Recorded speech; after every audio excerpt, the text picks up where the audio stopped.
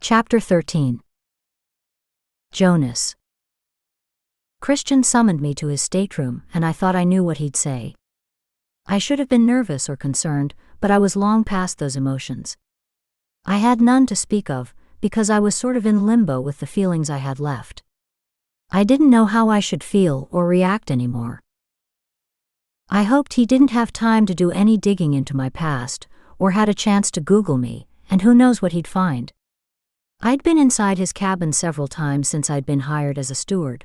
However, this time my thoughts and concerns were for Alex. Because of that, I found I couldn't take my emotions out of the equation completely. If he discovered who I really was, then Alex and I would both be in a hell of a mess. There was too much water between us and the shore, and his men were fiercely dedicated to him because of the money and the influence he wielded over everyone on board, and others throughout the world who had more influence than I ever had. All Christian had to do was offer any one of his underpaid crew more money than they've seen or made in a lifetime, and Alex and I would be history. I didn't have time to think about what Max would do, because I'd been too busy wondering what Christian would do next. I guessed my knowledge of working in hotel kitchens in Seattle when I'd been given an honorable discharge from the Marines had helped to get this job for me.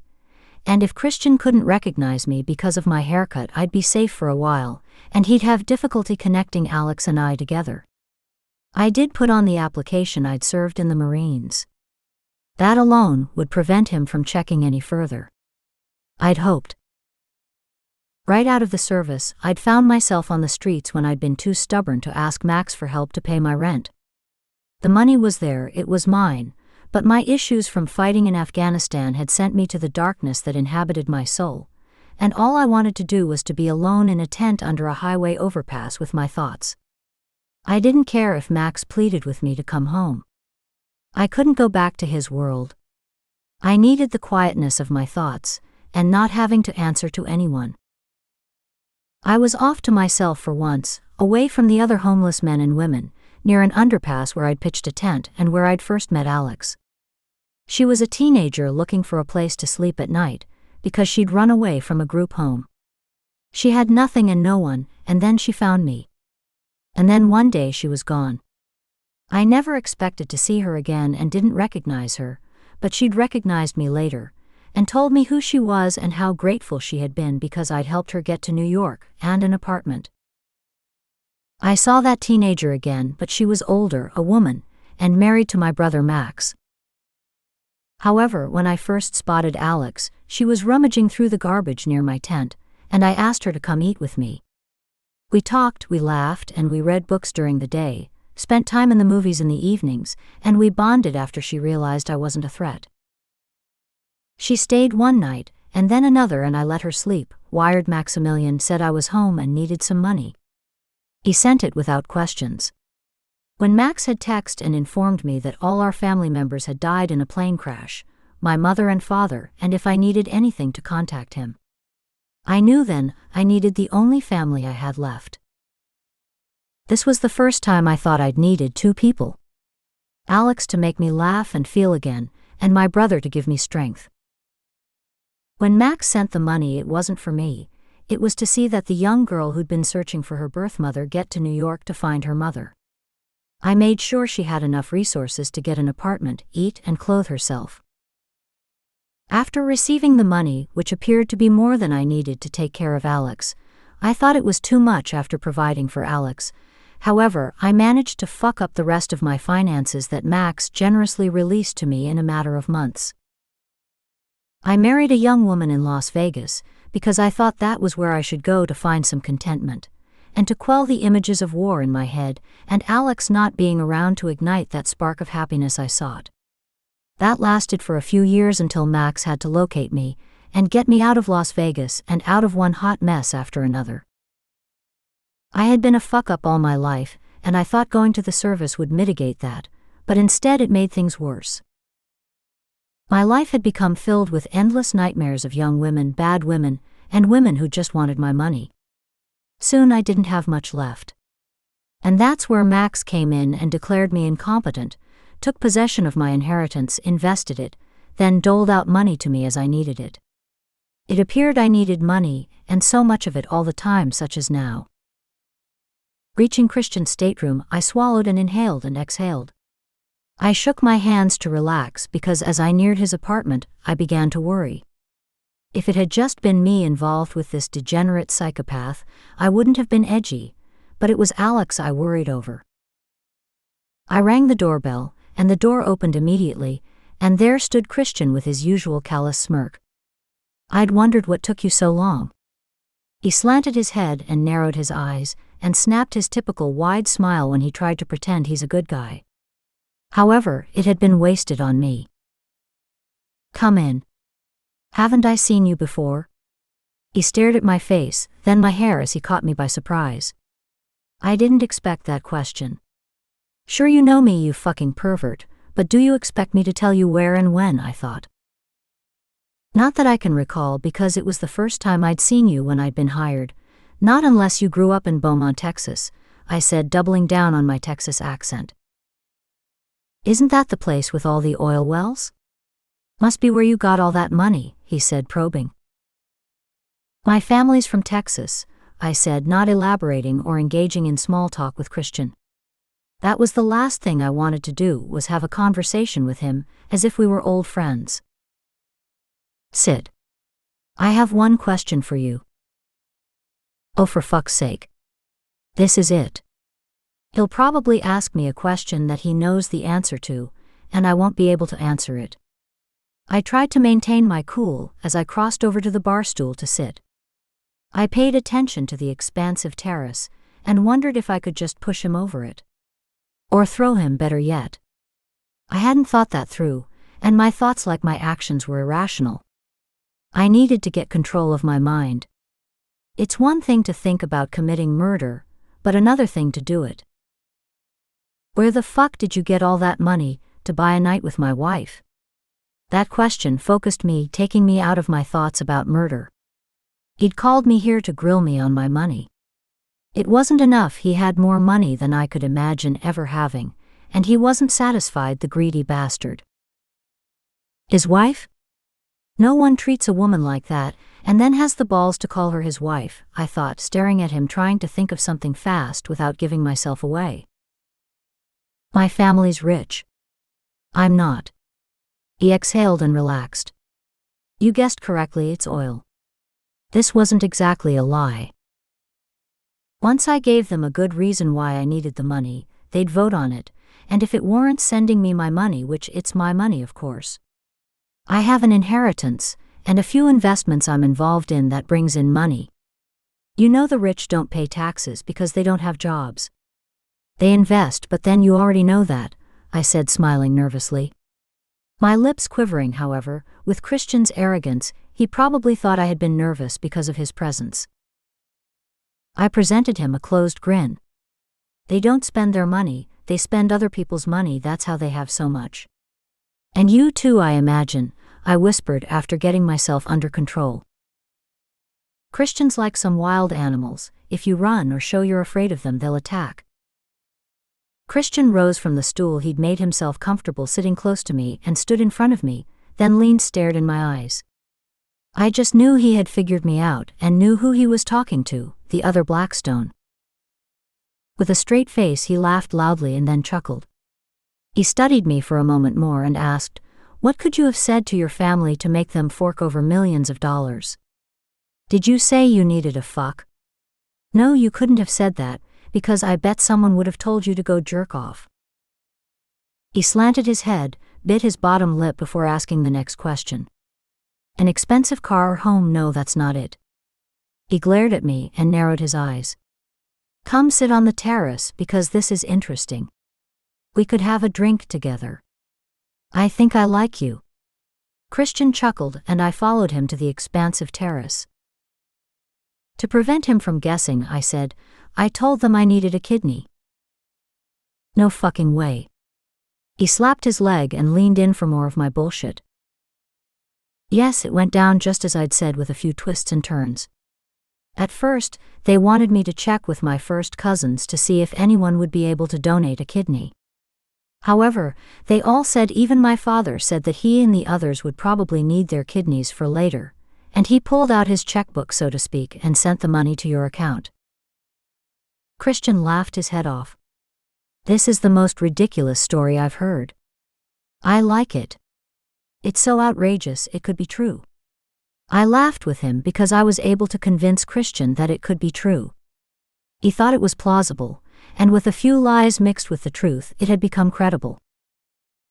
But one thing to make it convincing, Max always said, you have to believe it yourself if you want someone else to believe it. I believed all I had to do was to give him the money, and that would be that, but it wasn't that simple.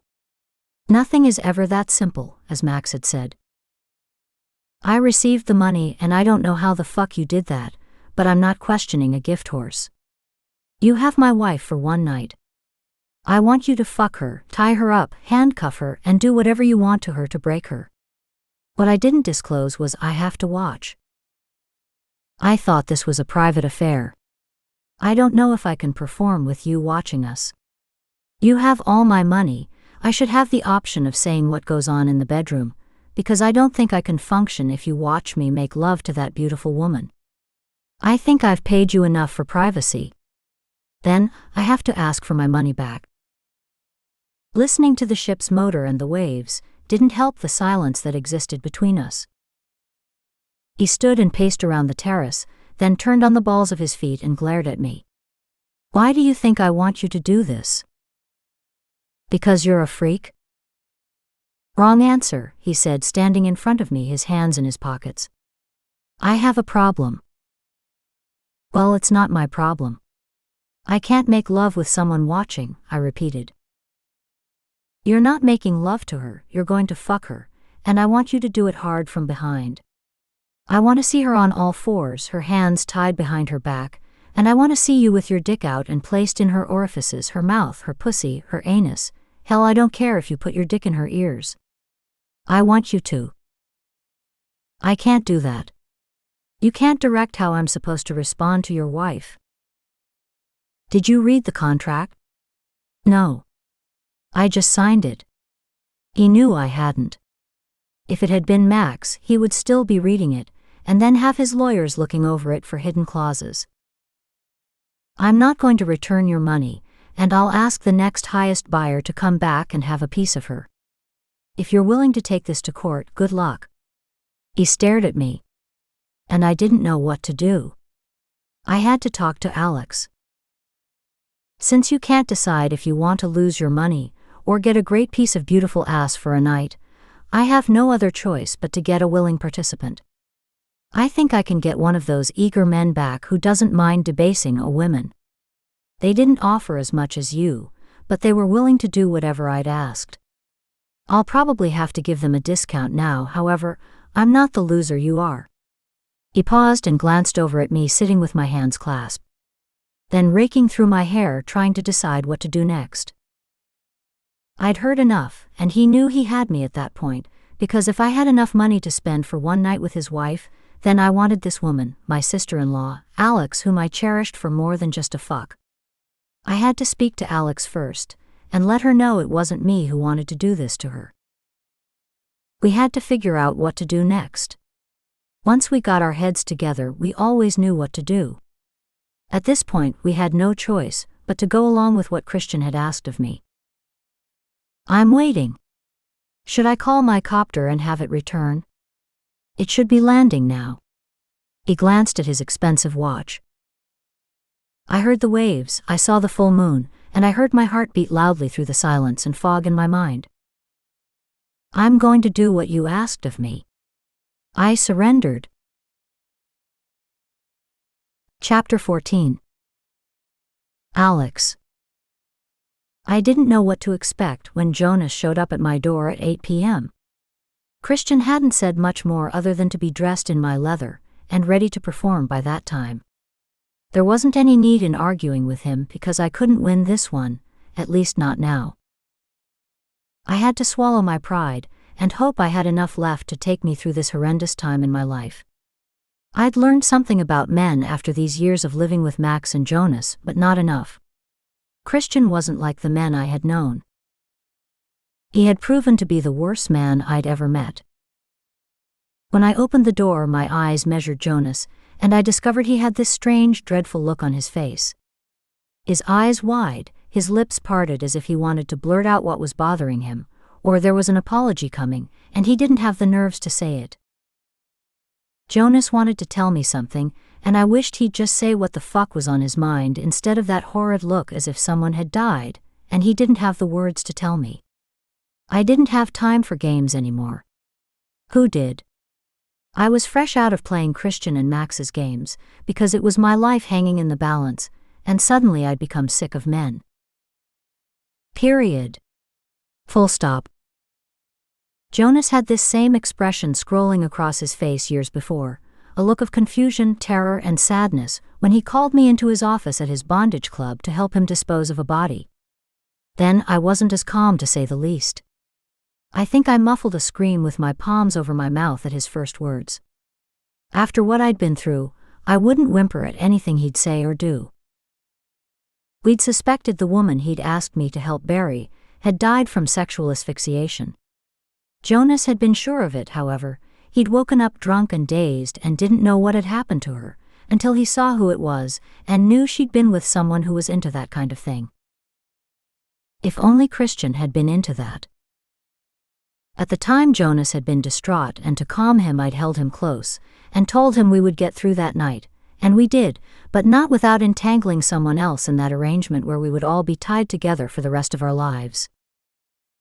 Then Jonas and I had promised we wouldn't get Max caught up in our web of deception. Never Max. Jonas and I had secrets, and now it appeared we would have more secrets to keep from Maximilian. If I hadn't agreed to help him that night, it would have meant the end to Jonas, because he couldn't go to jail, therefore I helped him burn a body. We never spoke about it again, because the person who had caused her death, we later discovered, had died too. He was Max's personal lawyer, who died of the same thing. Max was the one who found him hanging in his apartment nude. Watching Jonas standing in the doorway, his hands flexing into a fist and then out, raking his fingers through his silky dark hair, his eyes shining, I knew then what he had to tell me had to be serious. Don't stand out there and don't scare me with that look on your face as if someone just died, and from that look it wasn't Christian. The minute Jonas stepped into the room, he'd glanced around. This time he didn't search for mics and bugging equipment. I'm sure there was no need to, because what's the point? Christian must know everything there is to know by now. I couldn't do anything about it, and neither could Jonas. We were both stuck here in this floating high-rise with a diabolical rich sexual sadist. This yacht had every convenience in the world, including a burial ground. The ocean had it been needed. If I don't do this, Alex, Christian will call someone else in. Then he leaned and whispered into my ear. Don't call me Jonas again, at least not tonight. He will be watching us. My eyes opened wide, and when I parted my lips, Jonas anticipated I was ready to scream when he placed one palm around my neck and his hand over my mouth. We don't have but a few minutes, and he'll be sitting somewhere watching our every move. We have to make this good. Pretend we are on stage. You've been on stage sometime in your life. We're nothing but actors, Alex, remember that, and you won't be turned off by what we have to do, because you have to make believe you'll enjoy the next few hours, Alex. Hours? Tell me I didn't hear you correctly. But I had heard everything Jonas had said. Hours. He wants us to go through a ritual where I tie you to the bed, and don't have me say it. Can't I do that to you instead? I questioned soft with a whisper near Jonas's ear. No, Alex, he was very specific in what he wanted. I can't make love to you. I have to whip you after I tie you up, and not with anything soft. Then he commanded me to fuck you hard. I can't use any kind of lube. He intends to break me, is that what you're telling me? Something like that. He wants to destroy you. This isn't about you, it's about Max, Jonas said. But he didn't know that Jonas was Max's brother, and that might give me an edge because Jonas would never do anything to hurt me. Can we figure a way out of this? I asked, knowing the answer. There's none, he whispered. As he licked the side of my face to disguise what he was saying, and because he didn't tell me he would do this, I pulled back and he reached with his fingers and brought my face to his. It looked as if I had been disgusted by him licking my face. And perhaps I was. Once Jonas's mouth was again close to my ear, he said, "Christian made sure this would not be staged. He'd know if we were pretending. He has this place filled with cameras, and he probably watched you when you were sleeping, eating and dressing. He has studied you, and he knows when you're serious or is an act. Why did you give him the money? Anyone but you. Max would forgive anyone but you for sleeping with me." I knew that was a lie. "That's why we will have to make sure he never sees that video," Jonas whispered as he bit along my neck, sucking it and bruising me. I flinched and balled my fist, but something about how he sucked my neck sent flames through me down to my clit. "And how do you propose to destroy the video?" I questioned, my lips close to Jonas's. He took a few minutes as he licked and bit along my neck, but I knew what he'd been thinking. I'd always known what went through Jonas's mind, but Max, not even Jonas, could figure him out, and they were identical twins with the same look, the same desires, and the same blood coursing through them. "I can't do it," I stated emphatically and pulled away. He grabbed me and brought me into his arms and laughed, then leaned his mouth against my ear as he nibbled on it, trying to prevent Christian from catching on to the charade. "You won't have to. I'll do it for us," Jonas said quietly, "but we have to wait until we get to Mexico and we can get rid of him in the Gulf." Jonas pulled away and stared at me, my lips quivering and my body shaking. "Don't worry, Alex, it's the nature of being a soldier. You see people die every day, much better people than Christian. It used to bother me, but it's like taking out the garbage." It never occurred to me Jonas had become so empty inside he would equate killing a man to taking out the garbage. "You can't do that. I won't let you." I pushed Jonas away. He reached and brought me to him, pushed my hair aside, and wrapped it in his fist, then tugged hard where he could have access to my ear. "Then what will you do when Max banishes us once and for all, and take your children, and the court will give him everything when these videos surface? They will if I know that heartless bastard Christian. He has no feelings and you want me to have feelings for him." "This isn't your call." "Once when Max hears everything that had happened," Jonas interrupted. "I know my brother. He will never be able to live with me sleeping with you. You saw what he did just on suspicion. He saw you lying in bed with me comforting each other, because we both thought we'd lost everything in this world. With me it was my wife, and with you it was Max. Everyone we'd cared about in this world, and what did Max do? He walked out without hearing our side, proceeded to file for a divorce and destitute us. He took everything from you, and I remember this if you don't. He didn't listen to you, he just acted on what he thought was in his mind. But he returned your wealth to you, otherwise you wouldn't be able to pay for this night." I tried my best to relax Jonas, but he was as much disturbed as I was at the prospects of sleeping with him. I could live with it if he could. All I wanted was to get back to Max and my children, and the devil be damned with what I had to do to have that life again. "Did he let you see your children?" "He could have stopped everything before it went this far, but he let it go to pacify his ego," Jonas said. I broke away from him, and he caught me at the door. This wasn't an act, it was real. I was running from Jonas's words. He must have known what Christian had in mind. It appeared that they had a history apart from Christian buying up all his property. "I think Max would prefer to have you in here in my bed with me than another man," I said when Jonas pressed his mouth against mine. "You may see it that way, Alex, but I know myself and I know my brother. He doesn't know that one day he'd be confronted with a video. That video is made precisely to destroy him, and perhaps all of us in one swoop, and you are the catalyst that will cause it. I'll give you time to think about what I proposed, but in the meantime, you have to get ready for me," Jonas admitted. Jonas turned me around and pushed me in the direction of the bed. As I summoned up all my courage, I had to get my mind focused. I had to think that Jonas was Max, and I had to lie to myself that it was just like going to bed with my husband. I glanced over at Jonas, and he was checking his watch with his back to the wall as he faced me in the bed. He mouthed, "It's time, Alex."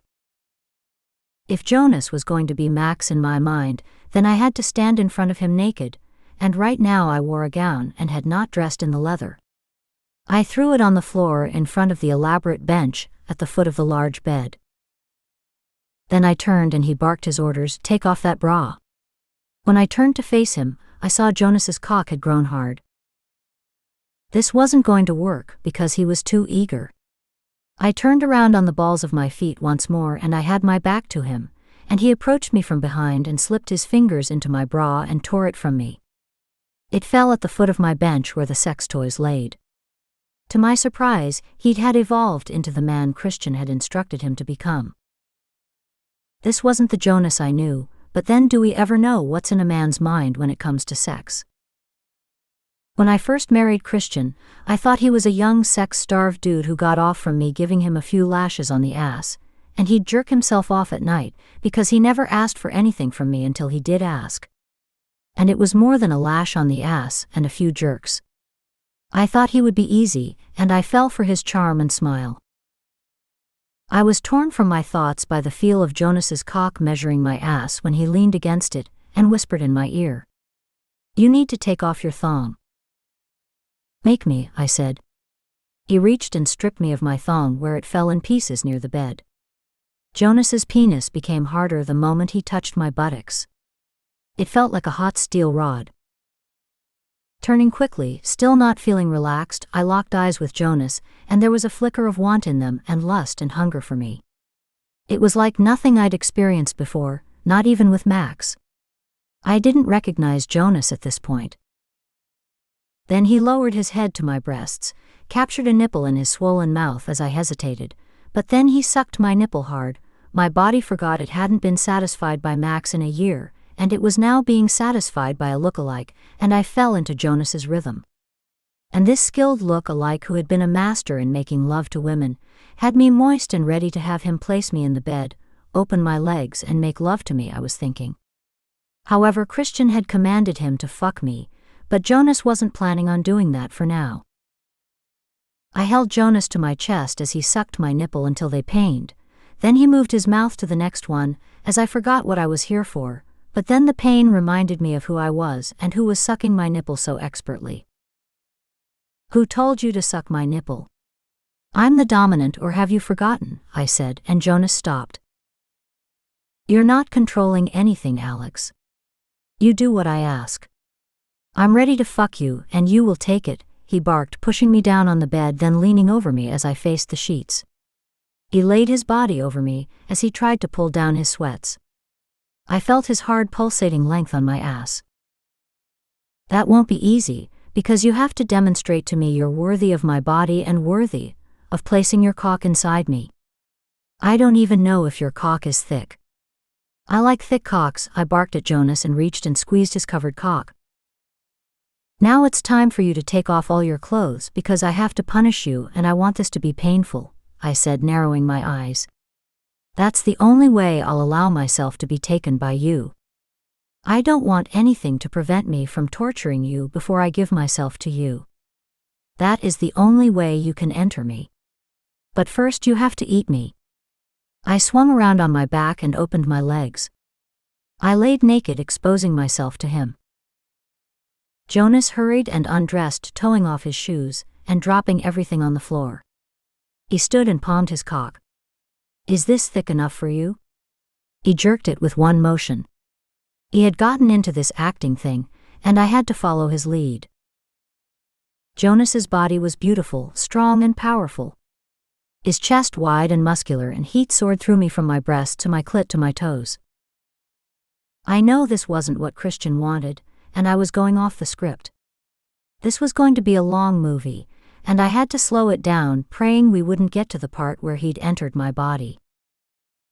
But who was I fooling?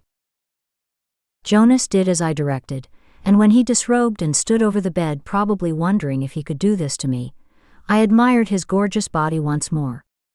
It was as strong, muscular, and handsome as Max's. His shoulders powerful, muscles everywhere, chest and thighs, and a small waist leading down to his long legs and hard calves. God, I don't think I'll be the same after this night. Chapter 15. Jonas. Alex's body appeared amazing, her skin tanned and smooth as silk, her smell intoxicating with her natural fresh body aroma enhanced by body wash of fresh strawberries and vanilla. I needed to taste her skin. I nipped at her neck, touched her breasts and sucked her nipples to arouse her. I laid my head between her enticing breasts, licked her nipples for a second before devouring them once more. Nothing seemed to satisfy me, because I needed days and nights against her warm skin to get my fill of her, and then I would want more.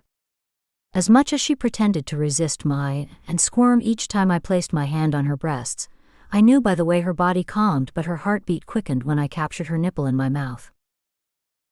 Her breathing accelerated, and when I placed my finger in her opening while I sucked her breasts, she was extremely moist as I fucked her.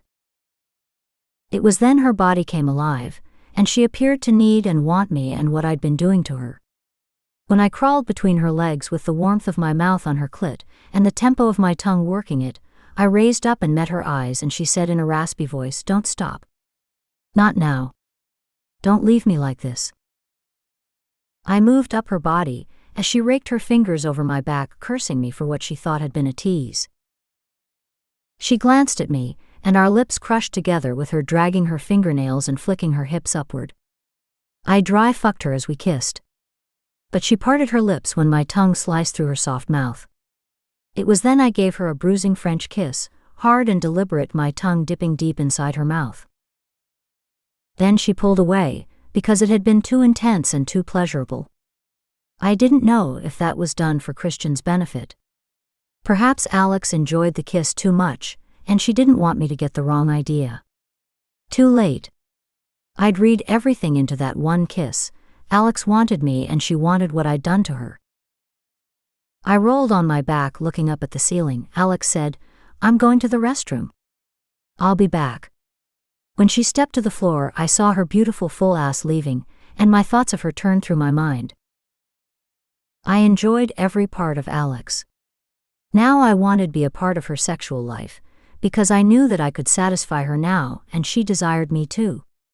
I doubt that anyone else could satisfy her with the exception of Max, who had felt what I felt, tasted her the way I had. I knew by the response of her body, she would have allowed me to do much more. What more could I have done? I was eager to find out.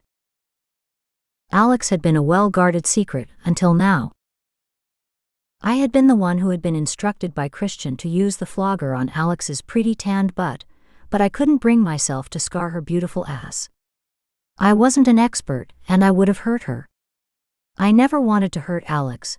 I'd rather die than subject her to abuse the way Christian had planned for her. He wanted someone to demean and debase her, to take away everything that made her who she is, but it wasn't going to be me. Christian doesn't know that neither Alex nor I would ever allow Alex to be hurt physically. That's why I gave every monetary cent I had, because I wanted to be the one to prevent anyone from lying with her tonight. Maybe even Max. I knew what those men would have done to Alex simply because they hated Max. To have his wife and to fuck her would have destroyed all of us, and especially me. I knew why Max didn't bid on Alex. We all knew. It was Max being Max. There was no way in hell he'd let anyone like Christian hold him hostage, especially since she wasn't his wife any longer, but she was. She belonged to me and Max, she was the mother of his children, and she was my friend, and now my lover, and I will claim her soon. I had other choices because Christian needed to know how she'd look and sound when she was brought to orgasm. I'd been a specialist in knowing how to bring a woman to orgasm, and I chose this for Alex. It wasn't abusive as Christian had wanted it to be, but it did the job, and he got the opportunity to jack off while watching me perform oral sex on this beautiful young woman as she laid on the bed, her legs opened, and my tongue working her clit as my head bobbed up and down to everyone's pleasure and especially to mine. Maybe that would satisfy Christian for a short while, I guessed. When Alex came to bed, she sat and glared at me. I raised up and leaned over her, then whispered in her ear, telling her of what Christian had wanted me to do. He said that I should whip you with a flogger instead of making love to you. I'd given her a choice, but Alex was smart enough to understand there was no other way than to do as Christian asked. Alex signaled with her eyes for me to do what he asked. We knew there would be no turning back once she and I had crossed the threshold of S&M, bondage, and oral sex, where we both couldn't get enough of it with each other. She even knew what the consequences would have been if I'd used my unsteady hands while flogging her, and my whip on her beautiful breasts and nipples. Therefore I said I would be the one who would take the whipping instead of her. I could make an excuse to Christian, because after all he'd gotten paid and would get more than his money's worth from the both of us tonight. This wasn't what Christian had wanted and we'd agreed on, but what the fuck, it was me who'd paid him for that night of pleasure, and if Max ever discovered what really had happened between us this night, everyone involved, whether innocent or not, would pay a lot more if Max discovered what had happened and was about to happen between us. We were never to kiss. I'd agreed to that with Max, but we couldn't resist each other once we were naked and our bodies were one. It should have been all business, but it wasn't, because once Alex and I began this heated sexual encounter, things got out of hand, and as a result of seeing her naked, and once I'd smelled her pussy and felt her body against mine, there was no going back. Back to a loving and caring brother and sister-in-law. Now we were two people who couldn't separate one love for another. We were moved by different laws of nature that were stronger than ordinary relationships. Now there were no lines between friends, because we'd blurred them when we found ourselves in bed with each other, and me placing my cock inside her warm opening, and no one, not even Max, could stop us. When I looked down at her, I stroked my cock and drove into her opening bareback. That's what Christian had wrote into that contract. I had to take her that way, or I would forfeit my night with her and someone else would come in and do what I'd failed to do. No one cared how far we went with each other, and now we didn't either. Inside her body, I lost myself, and I could hear her groans of pleasure when I tunneled deep inside her as she dug her fingernails into skin, marking my back like an animal marks the territory he'd plan on returning to. She bit my neck, my shoulder, as she clawed her way down and up my back when she came to her climax. She screamed my name mixed with curses, and I muffled hers under her long hair when I whispered, "I'm coming, Alex. Come with me because I love you." Alex groaned and scratched some more and hit me with her fist as I drilled into her, and I felt her opening tightening on my cock and I felt my cum ooze inside her. I stared at her and she laid there, her brown eyes staring into my greens as if to ask me what next. Where do we go from here? Not wanting to ruin the moment we'd shared, I eased down between her still trembling legs, kissing them as she laid motionless, except she grabbed a piece of my hair and threaded her fingers through it while wrapping it in her finger. Sitting on my hunches, I leaned forward and inserted my finger into her warm, wet opening. Leaning, I sucked her delicious clit where I smelled parts of my body on her. It was then I realized Alex was truly mine. Moving to the floor and taking her with me, she stood, opened her legs, and I kneeled down. I raised my head, and with my hands I opened her folds as she stood in front of me, her mound flicked forward. She still wore those black boots with the spiked heels. She looked too hot to resist, and I didn't see her as Alex any longer, because could have been difficult making love to her. In my mind she was this beautiful dominatrix who would make all my dreams come true, and she did. Passing my tongue over her clit and licking her folds as she aimed her mound at me, her legs wide and regal with me sitting back on my thighs, she raised her feet wrapped inside those black leather high-heeled boots and placed the spike heel on my chest. I'd never been that aroused in my life. My heart skipped a beat, the blood rushed to my cock as the precum trailed down from my slit to the floor. She tried her best not to dig her heel too far into my chest, but I swore it didn't hurt. I glanced up at her and held her ankle. The pain only proved to excite me, and I had to palm my throbbing cock. I tightened my grip, pulling the heel deeper with her looking down at me with a narrowed glance and furrowed brow, wondering what had taken hold of me. She had. I belonged to her and she was mine. If I had to share her with Max, I would. But would he agree? I thought as the pain reached my threshold of endurance. The deeper her heel entered my muscles, the more I wanted to fuck her again and lose myself inside her amazing body. Alex frowned because, as I suspected, she didn't want the heel of her boots to go any deeper. But I was like Max. The more pain I'd experienced, the more I fell in love, and the more I needed to be inside Alex, taking this short movie and turning it into a full-length colorful epic where I could relive every joyful, painfully sexual moment. I may never get a chance to have her in my arms again, therefore, I made the decision to take full advantage of the situation now.